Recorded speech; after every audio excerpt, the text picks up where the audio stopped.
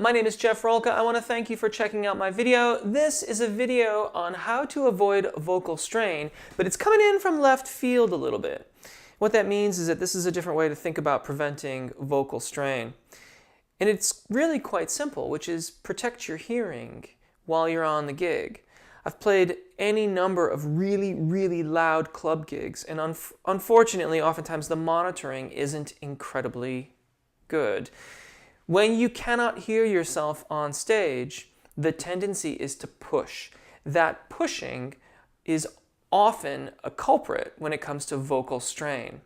If you wear earplugs, you can protect your hearing, which is incredibly important because we want to be able to keep on hearing with great acuity and not have to deal with tinnitus or other ear maladies.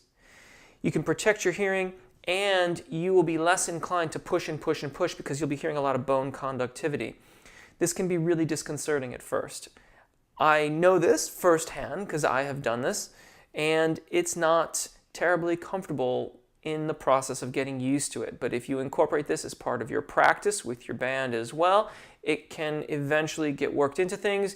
You'll get your monitors set appropriately, and even if they're not that great, you'll still be able to hear a little bit. But most important, you will be protecting your voice and you will be protecting your hearing. This is one of those points I'm really surprised I haven't talked about this before. I know that I've mentioned it in my office hours about protecting one's hearing, but I can't believe I haven't done a quick tip about this, particularly as regards to vocal health and also just our overall health. We really, really must protect our hearing. Now,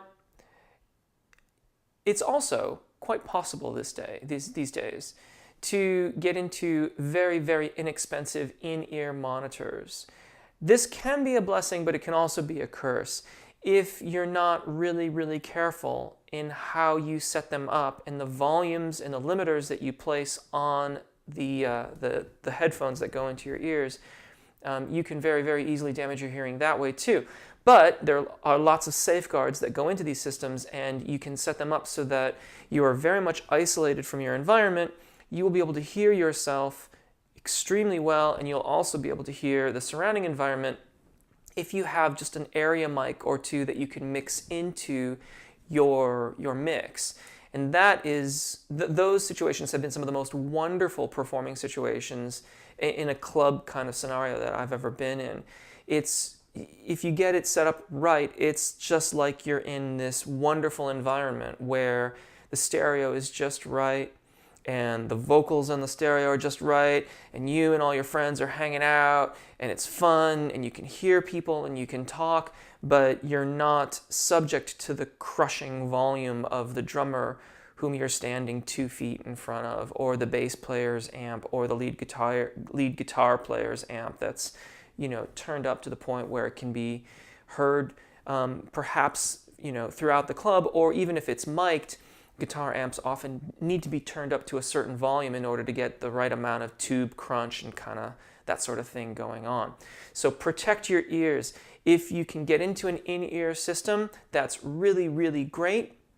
If you can't get into an in-ear system just yet, then work with wearing some earplugs to protect your ears, and to also work with your engineer or your band to get the monitor mix just as good as you can so that you can wear the earplugs and still hear yourself adequately. You'll avoid pushing, you'll avoid vocal fatigue, you'll protect your hearing, and you'll give the best shows that you can give. And that's what we all want, is to stay healthy and to do great shows. And I really, really hope this helps. My name is Jeff Rolka. Take really good care of your voices and your ears, and hopefully we'll see you again. Bye.